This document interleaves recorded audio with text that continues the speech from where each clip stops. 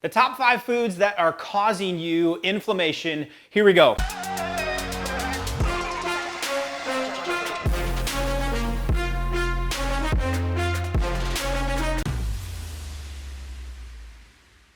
Number 1 on the inflammation list is sugar. Now I have a bag of chips to identify sugar because a lot of people don't think that this turns to sugar, but as an American, and the average amount of sugar you eat in a year's period of time is 150 pounds because we eat so many snacky things like chips, breads, crackers, grains, tortilla shells, juices, fruits, sodas, desserts, candies, all of these things turning into sugar, and it is gasoline for the inflammation fire. So if you want more inflammation, keep eating more stuff that comes through a window or makes noise when you open it. That's the rule. So we got to cut sugar down. Also, as a part of sugar, I would throw in gluten, very anti-inflammatory or very inflammatory, because what it does is a lot of these foods contain a sticky protein that hold these breads, grains, crackers, chips together, and that protein cannot be broken down in your system. That protein is gluten. And so it just sits in there, creates a sticky film, which leads to holes in your gut, which causes long-term inflammation. So sugar, number 1, has got to go. Number 2 are animal products. This might be dairy, and it might be the meats that you're eating. You are not what you eat, you're what you ate.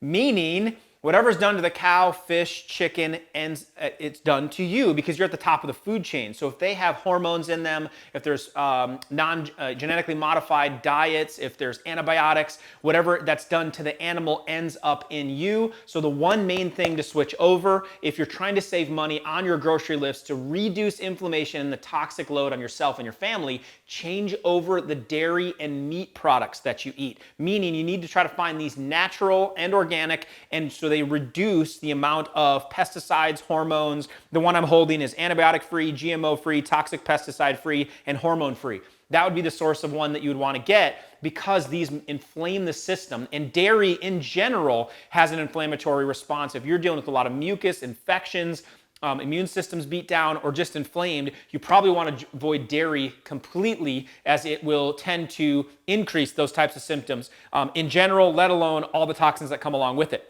Food number 3 is produce. Now, of course, I want you to eat produce, but the kind of produce you eat matters. What happens is a lot of the produce and the way it is made gets sprayed with a lot of chemicals before it hits your table. You should be eating a ton of live fruits and veggies every single day and getting a huge dose of that. If you need help on it, check out our videos on how to get more greens and vegetables into your diet and how you can use a greens powder to cheat a little bit to do that. But you want to pay attention to the type of veggies you're eating so that they do not contain pesticides. Now, these pesticides, recently there was a lawsuit against the maker of the pesticide, which is Monsanto, which makes all of the genetically modified food in our country, and the product Roundup. Now, Roundup is put on most of our foods as a pesticide, and it was proven in a court of law that it created a form of blood cancer for a gentleman, and they lost a $289 million lawsuit proving that Roundup, which contains the toxin glyphosate, damages the gut and creates immune system problems, aka inflammation. So when you buy your fruit and your veggies, check out our Clean 15 Dirty Dozen list, which will tell you the 15 fruits and vegetables. You don't have to worry about buying pesticide-free or natural or organic, so it can save you money because they don't absorb pesticides.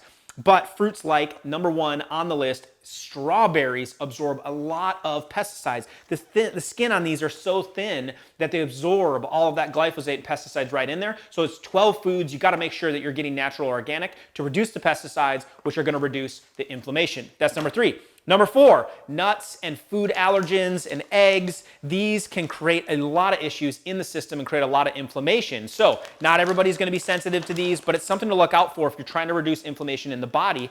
I would pull out peanuts, I would pull out almonds and pistachios and a lot of forms of these nuts to see if they're irritating your system, and then you'll know. Oftentimes, if you do have a sensitivity, there's a lot of mold associated, especially with peanuts, that goes in the system and inflames the system. The same thing applies to eggs. A lot of people are very sensitive to them. That's why when we go back to the animal products that we just talked about, You'll be wanting to make sure these are done organic and natural if you are going to eat them. But for inflammatory sake, cut the eggs, cut the nuts and the seeds as much as possible. Allow your body to heal. It's not that you can never have them again, but if you want to get inflammation down quickly, I would cut out those two sources. And then finally, nightshades. What is a nightshade? A nightshade is essentially containing, it's a type of, most of the time, vegetables. It's a pepper, black pepper, jalapeno peppers, even potatoes and tomatoes are in the nightshade category, and they have these alkaloids in the skin,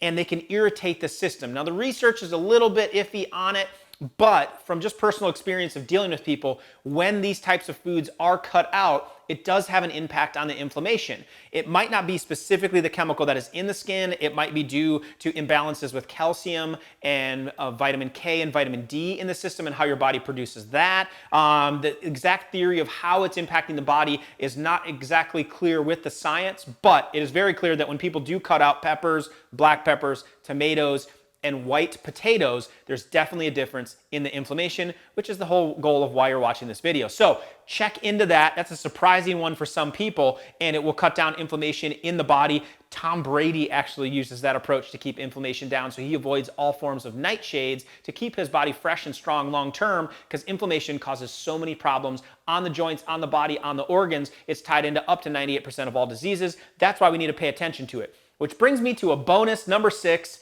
that number one thing causing a lot of inflammation are the drugs you're taking to try to combat inflammation. NSAIDs have got to go. The anti-inflammatories of aspirin, Motrin, Advil, Tylenol. Tylenol's not an NSAID, but it's in that category. Damages the gut, damages the digestive system, damages the stomach, and creates long-term inflammation. So focus on the foods that you're eating. Focus on getting proper inflammatory foods in that are going to, anti-inflammatory foods in that are going to cut down on the inflammation before you jump to NSAIDs, which we eat like their food in our country. That's why I throw it in as a bonus number 6. Check out the other video to know what to put in as a replacement for the NSAIDs so you can control inflammation, keep your health simple, and experience real health. Hey, if you like what you're seeing, then hit the subscribe button below, because we come out with real health solutions every single week, and you can stay up to date by keeping health simple so you can experience real health. So hit subscribe and then ring the bell, and we will keep the good content coming. I'll see you again real soon.